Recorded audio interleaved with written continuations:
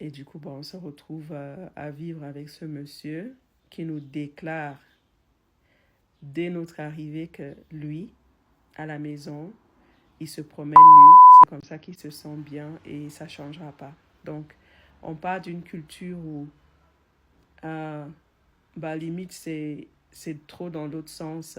Les parties intimes, tout ça, tout est tellement tabou. On en parle. Nouveau sur la chaîne, n'oubliez pas de vous abonner et d'activer la notification pour ne rater aucune de nos prochaines vidéos.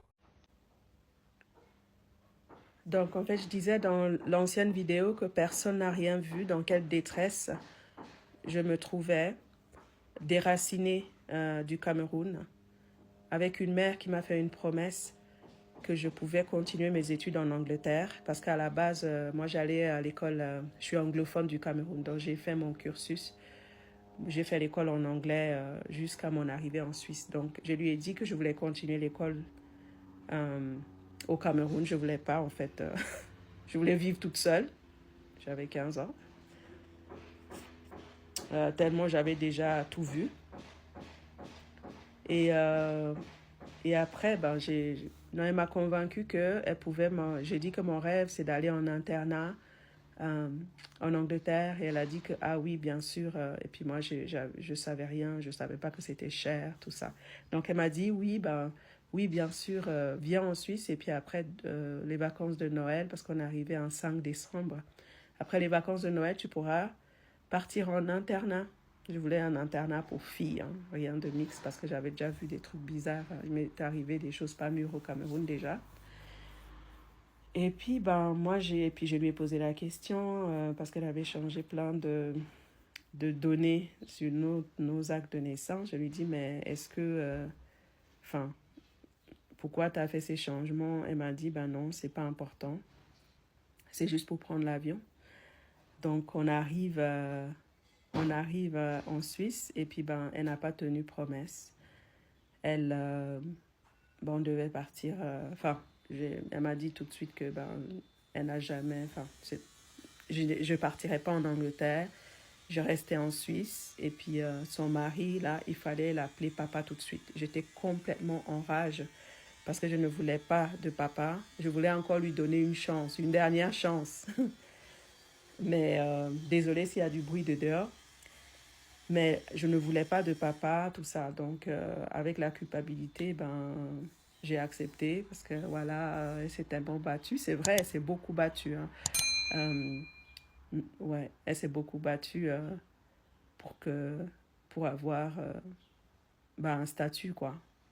On va dire, elle était dans une situation de détresse. Mais moi, je ne voulais pas de ce statut-là. C'est terrible, quoi. Du coup, pour moi, elle m'a trahi, elle m'a menti. Et du coup, on se retrouve à vivre avec ce monsieur qui nous déclare dès notre arrivée que lui, à la maison, il se promène nu. C'est comme ça qu'il se sent bien et ça ne changera pas. Donc, on part d'une culture où, limite, c'est trop dans l'autre sens. Les parties intimes, tout ça, tout est tellement tabou. On n'en parle pas. Je ne dis pas que c'est bien parce qu'il faut éduquer, en fait. Il ne faut pas cacher. On n'en parle pas. J'ai jamais vu des gens... j'ai habité avec plein de gens différents. Je les ai jamais vus nus. Mes oncles, je les ai jamais vus nus. Et là, on se retrouve avec un monsieur de presque 2 mètres dans un appartement,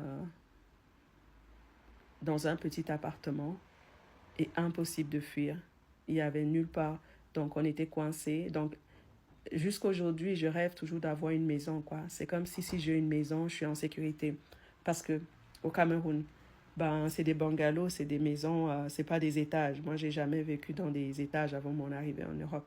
Donc, même si, en fait, ce monsieur, il était avec nous au Cameroun, moi, j'aurais passé toute ma journée dehors à jouer et je serais venue que le soir pour manger et dormir. Passer un peu de temps le soir et dormir. Donc, je ne sais pas comment vous expliquer. Ça aurait minimisé le contact qu'on avait avec ce monsieur. Mais quand on arrive le 1 5 décembre, il fait froid comme on ne peut jamais imaginer. Et on est coincé dans un appartement avec un monsieur qui se promène nu. Mais pour moi, c'était... Non, tout de suite, là, déjà, je voulais me... Ça, c'était... Je voulais me... Parce que là, c'était trop pour moi, quoi. Je me suis dit, mais mon Dieu, mais c'est quel piège, ça. Et puis, bien sûr, notre mère nous a rien dit avant qu'on vienne. Elle nous a pas prévenu, elle nous a... Et j'ai confronté ce monsieur récemment, quoi. Ouais. J'ai été le confronter, c'est la chose la plus difficile que j'ai eu à faire. Mais j'ai porté la honte de ce qu'il m'a fait pendant 20 ans. Et ça a détruit toutes les parties de ma vie. Toutes les parties. Et j'ai été le confronter, lui poser des questions, lui demander pourquoi il nous a fait ça. Essayer de comprendre son état d'esprit. Par le passé, j'ai eu à l'appeler, l'insulter, que c'était un pédophile, tout ça. Mais là, je voulais comprendre ce qui m'est arrivé en fait. C'était ça la démarche.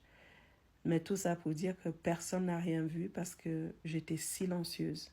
Parce qu'on dit que les enfants qui sont traumatisés, mais en fait, on réagit différemment quand on est traumatisé en fait. Il y a des gens qui vont faire des crises, qui vont faire des bêtises et tout. Il y a des gens en fait qui sont comme anesthésiés quoi.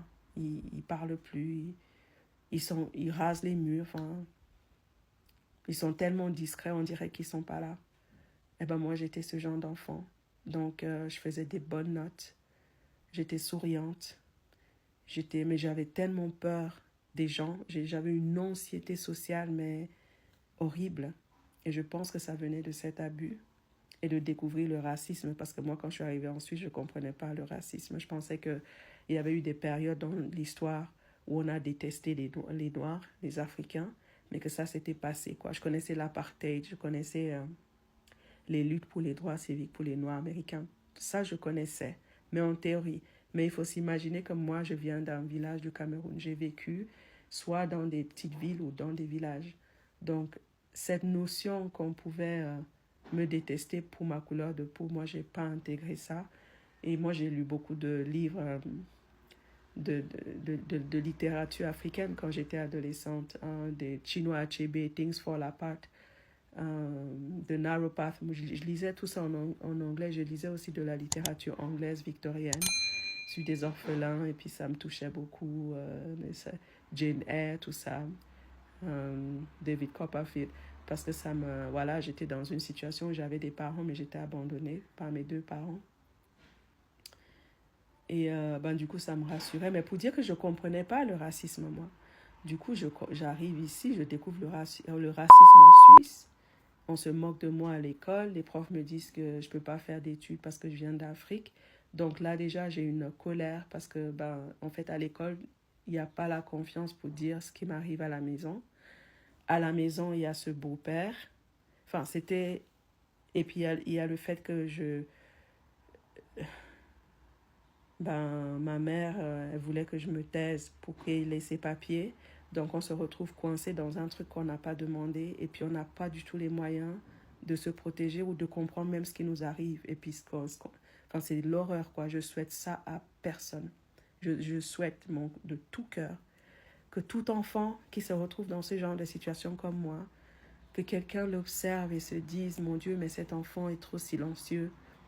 Je vais essayer de lui demander si ça va. Enfin, je sais pas, hein, c'est juste que c'était tellement, tellement horrible d'être coincé comme ça.